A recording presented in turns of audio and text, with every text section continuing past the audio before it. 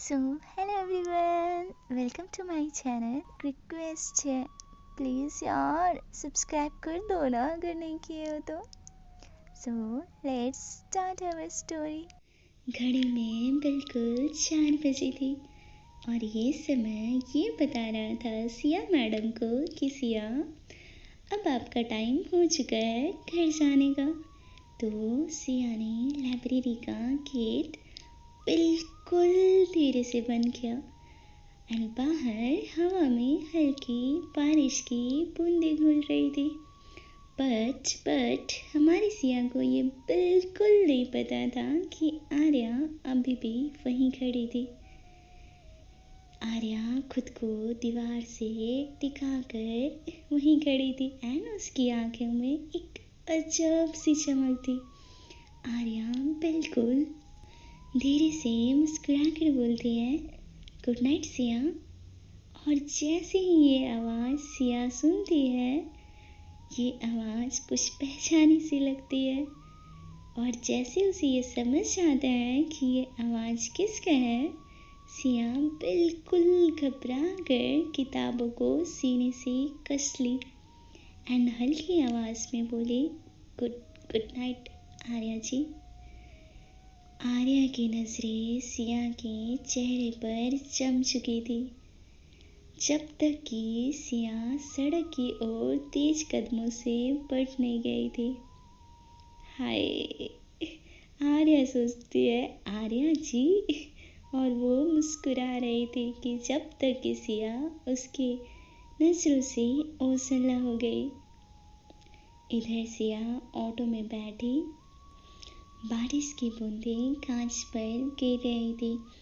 सड़क पर पीली स्ट्रीट लाइट टूटकर पानी में चमक रही थी एंड उसके कानों में बस एक आवाज़ गूंज रही थी, गुड नाइट सिया. एंड वो उस पल को याद करके सिया थोड़ी स्माइल करती है, लेकिन वो तुरंत सिर हिला देती है और बोलती है मन में, नहीं सिया, ये ख्याल भी मत ला. वो कौन है तुझे नहीं पता है. वो बिजनेस वूमेन है, तुझे बस ये पता है, बट बिजनेस वूमेन, एक सिंपल बिजनेस वूमेन है, तुझे उसके बारे में कुछ नहीं पता है सिया. ये बस एक अजीब सा एहसास है, बस यही समझ. और वो अपने मन में पता नहीं क्या क्या ख्याली पुलाव बना रही थी. तभी ऑटो उसकी गली में आकर रुकता है. सिया अंकल को गाड़ी बढ़ा देती है और ऑटो से उतरती है. गली में बच्चे क्रिकेट खेल रहे थे क्योंकि शाम हो चुकी थी एंड हवा में पकौड़ों और अदरक वाली चाय की खुशबू फैली थी. एक प्यारा सा छोटा सा घर था. यस, ये हमारा सिया का घर है. एंड जैसे ही दरवाज़ा खटखटाती है, उसकी छोटी बहन, जो कि बिल्कुल अभी सच में छोटी है, 10 साल की है एंड उसका नाम रिया है, वो सीधा दौड़कर सिया की गले लग जाती है. टीटी, तुम आ गई. मम्मा ने तुम्हारी पसंद के आलू के पराठे बनाए हैं. सिया हंसती है, सिर सहलाती है और बोलती है, तो हमारी प्रिंसेस ने नाश्ता किया, आपने कुछ खाया आलू के पराठे. तभी रिया बोलती है, नहीं जीजू, मैं तो आपके इंतज़ार कर रही थी, साथ में खाएंगे, आ जाओ. और रिया अपनी दीदी की एक छोटी सी उंगली पकड़कर उसको सीधा किचन में ले जाती है. वहाँ उनकी मम्मा का नाम संगीता है. करीबन 32-33 उम्र होगी उनकी. उन्होंने मुस्कुरा कर कहा, आगे मेरी किताबों की रानी, चल खाना रेडी है. उसका छोटा भाई आरव, अभी 12 साल उम्र है उसकी, वीडियो गेम खेल रहा था और जैसे ही देखता है कि उसकी बहन आ गई है, वो फ़ोन को साइड में रखता है और जल्दी से अपना किताब खोल लेता है. और ये करते हुए हमारी सिया देख लेती है एंड उसे स्माइल आ जाती है। वो आर्य के पास जाती है एंड उसे पीछे से एक लगाती है। अच्छा बच्चू, मेरे से चला के। देन आर्य बोलता है, अरे दीदी अभी अभी अभी बस मैं। ठीक है चुप हो जा, चल हाथ धो के आ जा, सब खाना खाते हैं। बोलता है, आया दीदी। तभी उसकी मम्मा खाना लगाती है और बोलती है, आज बहुत देर हो गई, लाइब्रेरी में काम ज़्यादा था क्या? सिया हल्की थकी मुस्कान के साथ, हाँ माँ, थोड़ी एक्स्ट्रा सिप थी।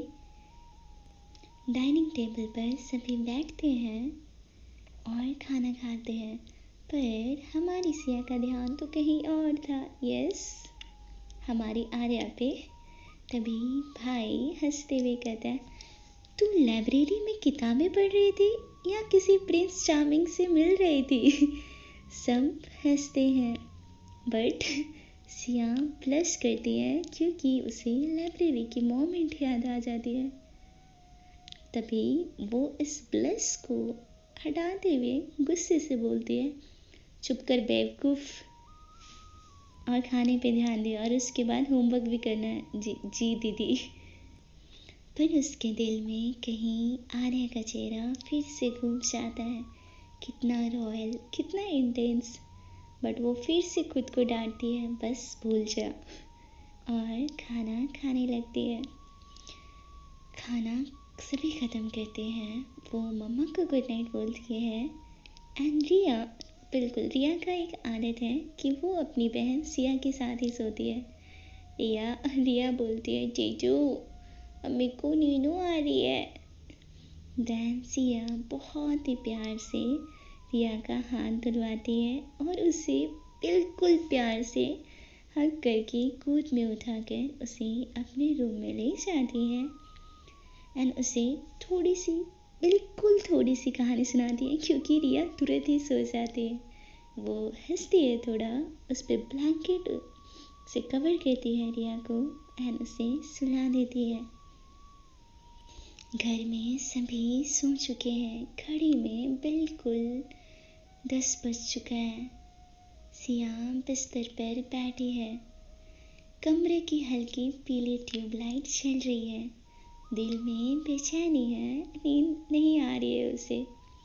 वो लैपटॉप खोलती है एंड गूगल में सर्च बार में टाइप करती है, आर्या मल्होत्रा बायोग्राफी। स्क्रीन पर चमकते हैं कुछ हेडलाइंस इस तरह के, और उसे अपनी आंखों पे बिल्कुल भरोसा नहीं होता।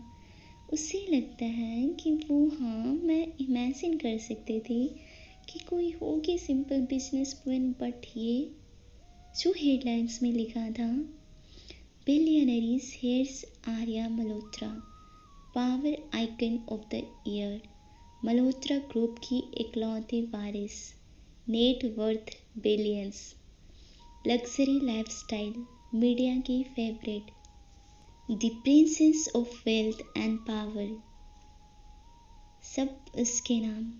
सिया के हाथ कांपते हैं और वो अपने से बोलती है, ओ माय गॉड, वो सिर्फ एक रीडर नहीं है, वो तो दुनिया की हेडलाइंस है। वो और नीचे स्क्रॉल करती है।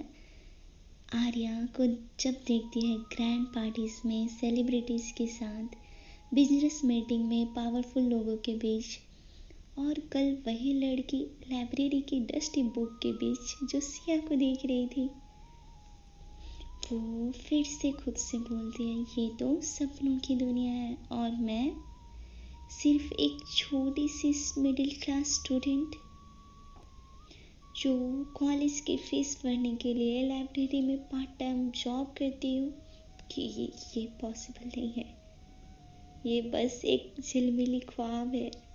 वो घबरा कर लैपटॉप बंद कर देती है, और जब उसे कुछ समझ नहीं आता है तो वो बस सिर्फ एक इंसान को कॉल करती है, उसकी बचपन की फ्रेंड मेघा। मैं अगर मेघा की बात करूँ तो मेघा अभी हॉस्टल में रहती है। वो बिल्कुल एक कॉन्फिडेंट लड़की है एंड बिल्कुल मजाकिया टाइप की है। इधर सिया मेघा को कॉल करती है। मेघा कॉल उठाकर बिल्कुल टीसिंग टोन में बोलती है, अरे वाह मैडम, सिया मुझे याद कर लिया। कैसे? आज आज सूरज किधर से उगा था? देन सिया बोलती है, चुप कर। तभी मेघा बोलती है, वेकेशन में तो तू गायब ही हो गई थी। सिया धीरे से घबराते स्वर में बोलती है, मेघा मुझे कुछ पूछना है। मेघा, अरे वाह सीरियस टोन, चल बता क्या टेंशन है। सिया थोड़ी सी हिचकिचाती है बट वो बोल देती है, अगर अगर कोई बिलियनरी वोमन किसी सिंपल लड़की से प्यार करने लगे तो क्या वो पॉसिबल है? पागल है क्या सिया? ये कोई फिल्मी नॉवेल चल रही है क्या? बिलियनरीज और एक आम सी लड़की, सपने में तो नहीं जी रही है तू?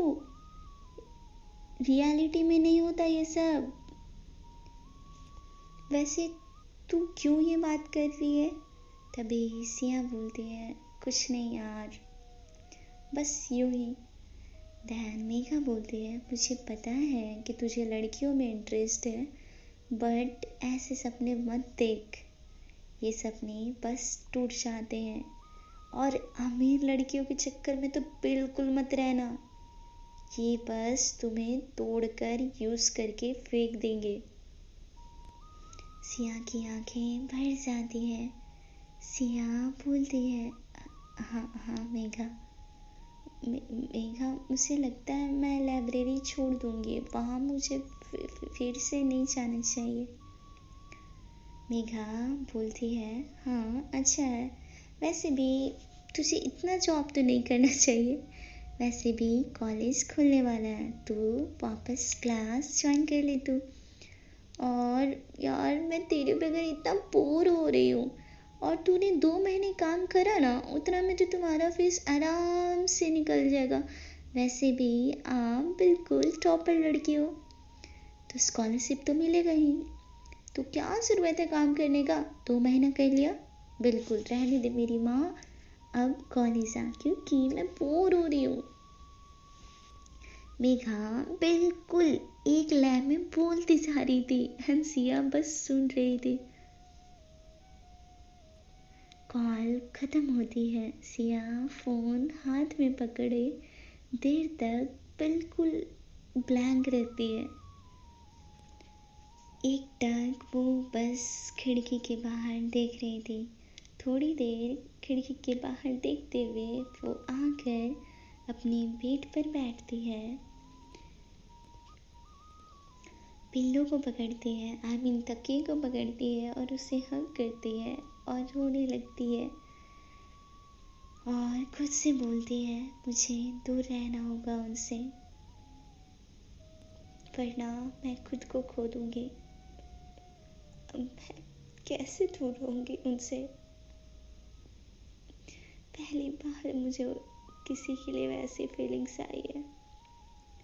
फिर उस अपने को पेशेंट मिलाती है और बोलती है, सिया तू ये बिल्कुल नहीं कर सकती। वो कहाँ और तू कहाँ? वो आसमान है तो तू ज़मीन है, तो उसके पैरों की धूल के बराबर भी नहीं है। नहीं सिया तू ये मत कर। और ये सब सोचते सोचते उसे नींद आ जाती है। सुबह सिया अपनी किताबें बैग में रख रही थी, तभी उसकी मम्मा उधर से बोलती है, बेटा आज कॉलेज जा रही है, वेकेशन ख़त्म हो गया? सिया धीरे से मुस्कुरा कर बोलती है, हाँ माँ, लाइब्रेरी की जॉब छोड़ रही हूँ क्योंकि अब कॉलेज स्टार्ट हो गया मेरा। और मन में सोचती है, आर्या जी अब मुझे फिर नहीं मिलेगी, अच्छा ही है। और एक गहरी सांस लेती है।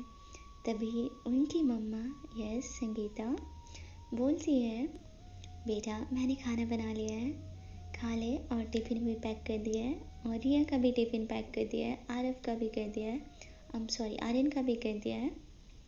दोनों को पहले तो स्कूल छोड़ा, उसके बाद उधर से कॉलेज चल जाना। तभी हमारी शिया बोलती है जी माँ।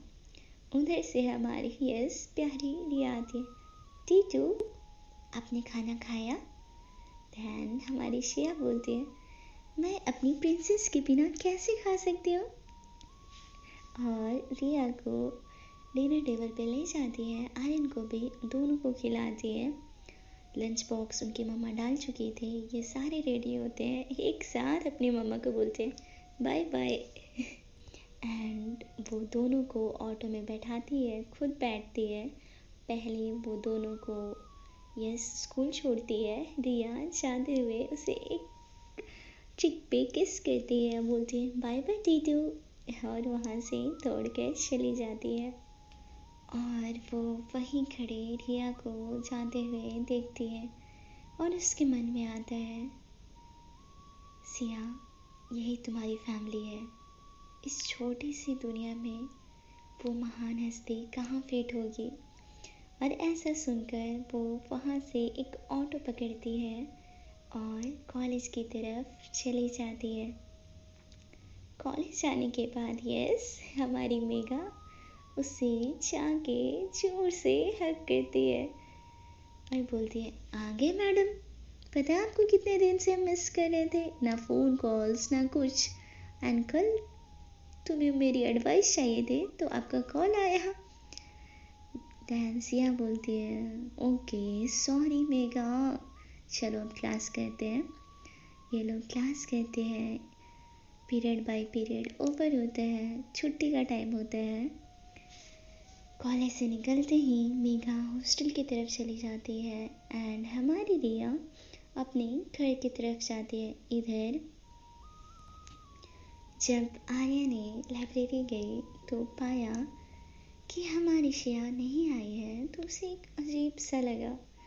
वो उसके काउंटर पे गई तो वहाँ देखा कि एक डायरी पड़ी है, शायद कल सिया वो डायरी लेना भूल गई होगी।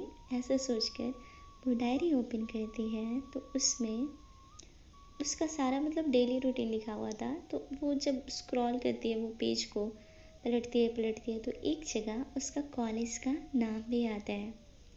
तो वो सोचती है कि मैडम जी कॉलेज जा रही हैं, चलिए कॉलेज के बाहर ही आपसे मुलाकात करते हैं।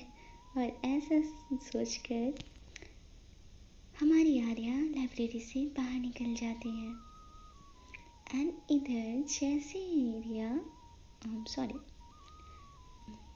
ने क्या नाम था सिया, जैसे ही सिया घर के लिए ऑटो बैठने की होती है तभी वहाँ एक black luxury car Mercedes Benz आकर खड़ी होती है। उसमें से एक ड्राइवर उतर कर बाहर आता है। ड्राइवर बोलता है मिस सिया, मैम आर्या आपसे मिलना चाहती है, कृपया कार में आइए। सिया बिल्कुल हैरान, उसकी दिल बिल्कुल तेज से धड़क रहा था, मानो ट्रेन जैसे चलती है। सिया बिल्कुल हकला कर बोलती है मैं आर्या जी से नहीं, मुझे घर जाना है। ड्राइवर बिल्कुल पोलाइटली कहता है मैम सिर्फ 10 मिनट का टाइम लगेगा। मैम आर्या जी स्पेसिफिकली आपसे मिलना चाहती है। सिया मजबूरन बैठ जाती है कार में। कार बिल्कुल स्मूथ चलती है। सिया खिड़की के बाहर देखती है और सोचती है इतनी महंगी लाइफस्टाइल, मैं बिल्कुल फिट नहीं हो सकती इसमें। दिल कह रहा था मिलना चाहती हूँ एंड दिमाग कर रहा था दूर रह सिया आर्या से। ड्राइवर अपनी कार बिल्कुल एक आलीशान होटल में जाकर रुकता है। ड्राइवर जैसे ही गाड़ी रुकता वो फटाक से हमारी सिया का गेट ओपन करते हैं और बिल्कुल पोलाइटली बोलता है, मैम बाहर आइए।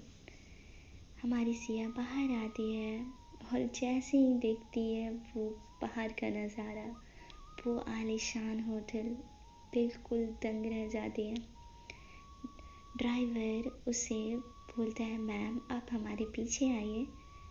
सिया बस ड्राइवर को फॉलो कर रही थी। ड्राइवर अंदर जाता है। हमारी आर्या ना बिल्कुल मतलब पूरा होटल ने आज बुक करके रखी थी। उस होटल में कोई एक भी नहीं था। पूरा होटल बिल्कुल खाली था। 5 स्टार होटल बिल्कुल उसने बुक कर लिया था, कोई भी होटल में नहीं था। एंड वहाँ ना बिल्कुल जैसे जैसे सिया जा रही थी ना, वो उसके नीचे ना फ्लावर था, रोज़ पेटल, एंड सिया उस पर चल रही थी। उसे बिल्कुल भरोसा नहीं हो रहा था, मतलब जो वो अभी कर रही है वो सारी उसे बिल्कुल सपनों की तरह लग रहा था, जैसे वो कोई सपनों की दुनिया में आ चुकी है।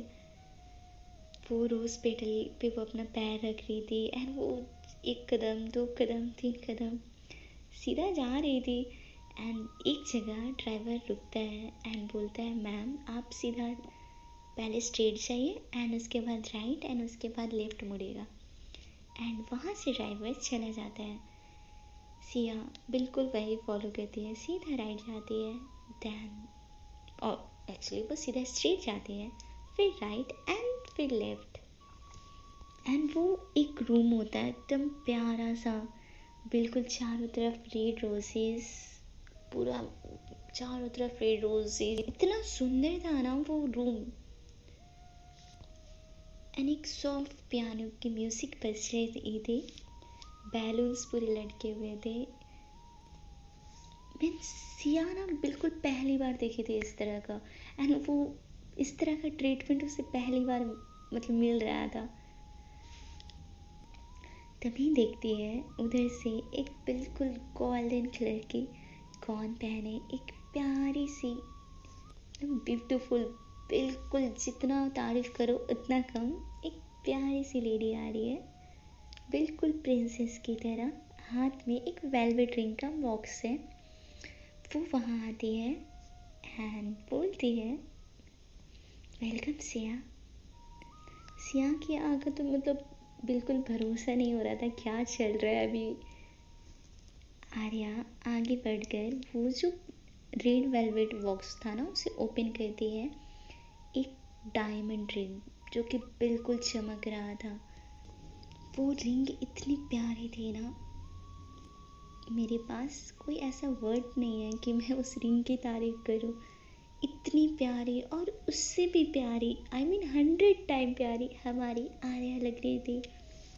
आर्या तभी धीरे से इंटेंस टोन में बोलते हैं, I want you in my life Siya, for ever ever and ever. जैसे ही सिया ये सुनती है ना, सिया का दिल का धड़कना ना बिल्कुल बंद सा हो जाता है एंड उसकी आंखें भर आती है।